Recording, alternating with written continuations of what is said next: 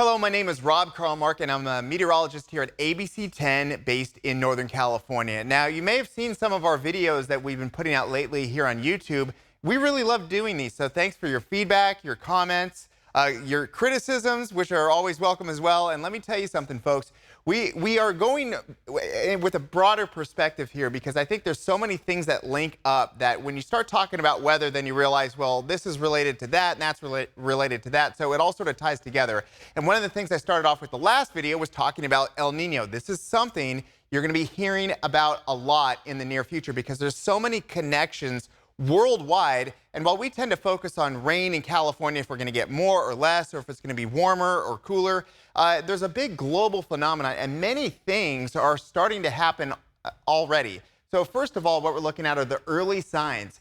These brighter colors, these oranges and reds, mean that the water is warmer than normal, and once it starts to get warmer than normal in the middle of the Pacific, that's your classic El Nino. It has to be above a certain threshold, which is 0.5 degrees Celsius. In the other direction, if it's cooler than normal, we call that La Nina, and we went through 3 years in a row of La Nina. Now, before I get too far ahead of myself, one of the major criticisms of doing something like an El Nino forecast is, hey, you said that we were going to have a really weak rainy season for California because of the 3rd year in a row of La Nina. Well, folks, statistics work because it's more often than not. What you start to look at is it's not a 100% guarantee. Let me give you an example.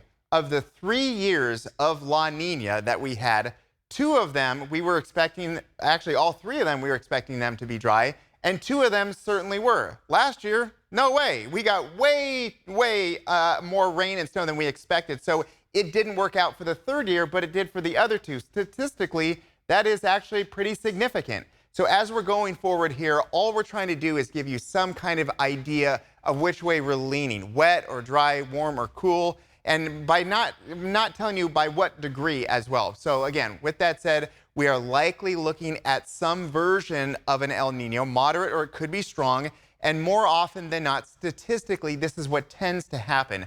We tend to see more rain than normal. I'm not saying by how much, but I'm just saying more rain than normal for Southern California. Also, we tend to see a stronger jet stream, and we also see more hurricane activity in the East Pacific and less hurricane activity in the Atlantic and Caribbean because these strong winds tend to tear apart the structure of any hurricanes that try to form. So again, these are just some of the things that we're looking at.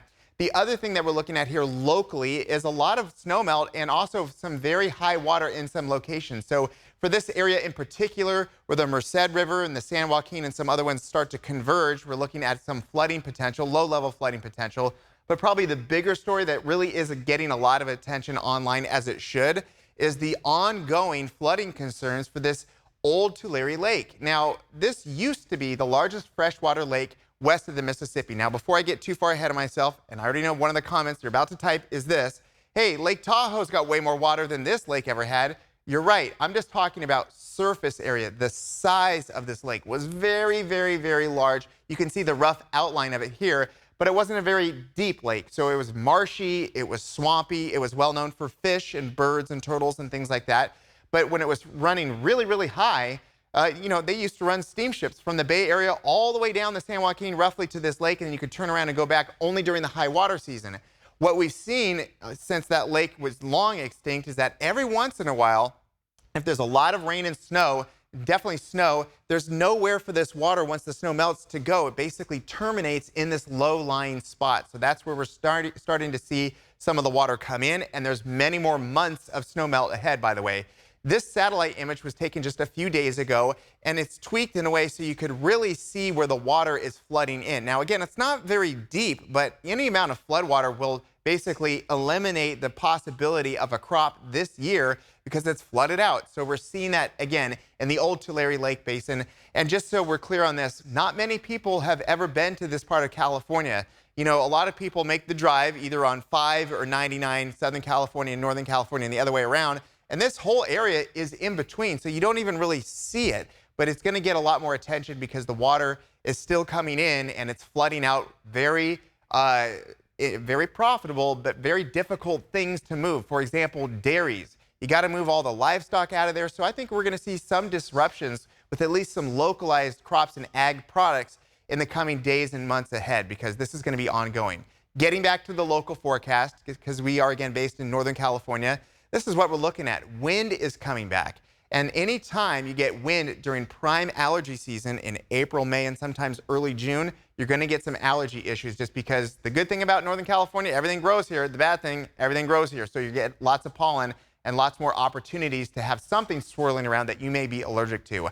We're going to get some clouds here and there, but really the story of our local forecast is that we're going to be dry for a while. We could be looking at afternoon showers deeper into the forecast, these pop-up little tiny showers that could happen if we get warm enough and humid enough. So we'll keep an eye out for that in the mountains. But really what we're talking about is warming conditions, getting to the 80s today and staying there all the way through the weekend.